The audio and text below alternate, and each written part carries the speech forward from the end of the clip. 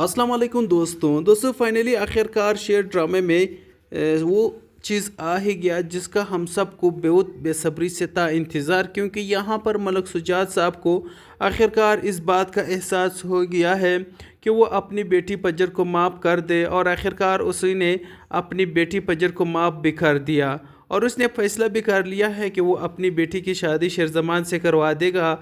और उन्होंने ये कर भी दिया, अपनी बेटी पजर की शादी भी शेरज़मान से करवा दी और शेरज़मान ने अपने तमाम दुश्मन भी ख़त्म कर डाले, अपने चाचा और चाचों के बेट सब को ख़त्म कर दिया है।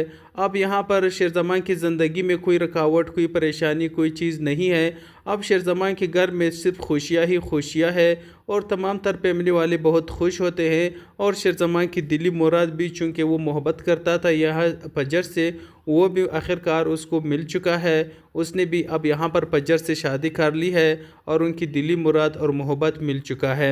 और इसका जो दूसरा मकसद था मुल्कों और रईसों के दरमियान दुश्मनी का, वो दुश्मनी भी अब यहाँ पर शेरज़मान ख़त्म कर चुका है। इन दोनों ख़ानदानों के दरमियान जो कि पहले दुश्मनी हुआ करती थी, अब दुश्मनी ख़त्म होकर इन दोनों के दरमियान रिश्ते बन गए और दोनों ख़ानदान बहुत हैप्पीली रह रहे हैं और दोनों के दरमियान दोस्तियाँ हो गए हैं। अब यहाँ पर ड्रामा एक हैप्पी एंडिंग के साथ यहाँ पर एंड हो जाता है। तो दूसरी तरफ जो कि ताज बेबी है, वो भी अकेली थी, बूढ़ी हो चुकी थी। अब उनकी ज़िंदगी में एक डॉक्टर साहब आया और उस डॉक्टर साहब की भी बीवी मर चुकी थी और उसे भी एक शादी करने की ज़रूरत थी, उसे भी एक बीवी की ज़रूरत थी। यहाँ पर ताज बीबी को एक शौहर की ज़रूरत थी। बिल्कुल ये दोनों मैच कर गए और दोनों ने शादी भी कर ली और ड्रामा इसी तरह से एक हैप्पीली ख़त्म हो गया।